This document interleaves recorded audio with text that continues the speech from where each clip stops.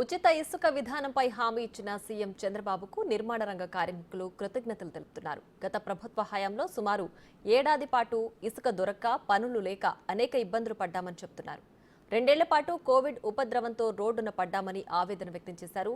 ఇప్పుడు సీఎం చంద్రబాబు ఉచిత ఇసుక విధానంతో 25 సంఘాలకు చెందిన కార్మిక కుటుంబాలు సంతోషంగా ఉన్నాయని అంటున్నారు. ఉచిత ఇసుక విధానంపై మరింత సమాచారాన్ని మా కరెస్పాండెంట్ శివసాగర్ అందిస్తారు.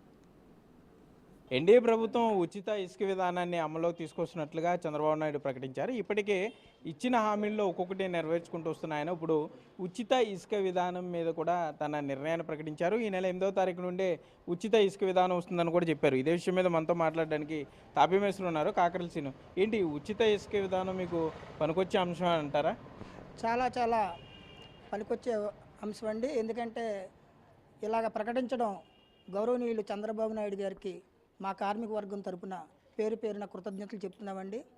ఎందుకు చెప్తున్నామంటే గత ప్రభుత్వం వచ్చిన కాడి నుంచి కూడా ప్రభుత్వం ప్రజల్ని ఒక రకంగా ఇబ్బంది పెడితే దురదృష్టవశాత్తు ప్రకృతి కూడా మాకు చాలా బాధలు పడ్డాం. ఎందుకంటే కరోనా టైంలో ఎప్పుడు జీవితంలో ఎవరూ చూడని కష్ట నష్టాలను చాలా భరించామండి.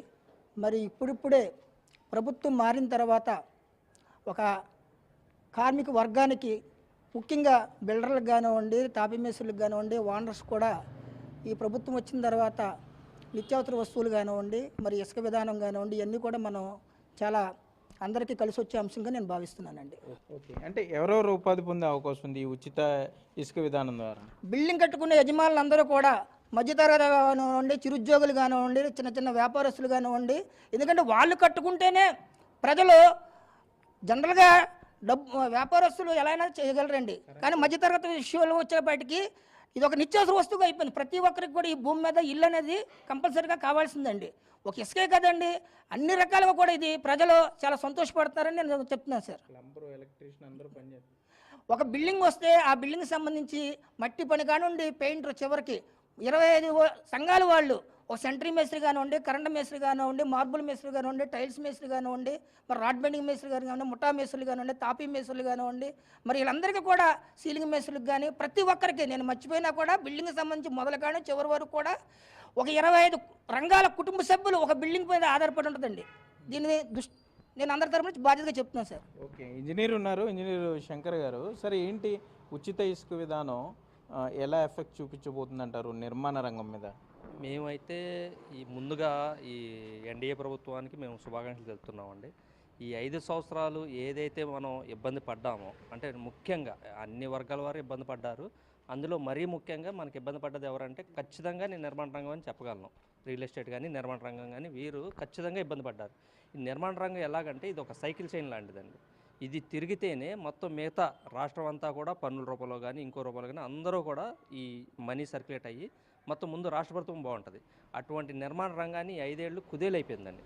దానికి కారణాలు 2. ఒకటి ఏంటంటే చెంపదెబ్బ లాంటి కరోనా అయితే, గోడ దెబ్బ లాంటి మన వైసీపీ ప్రభుత్వం.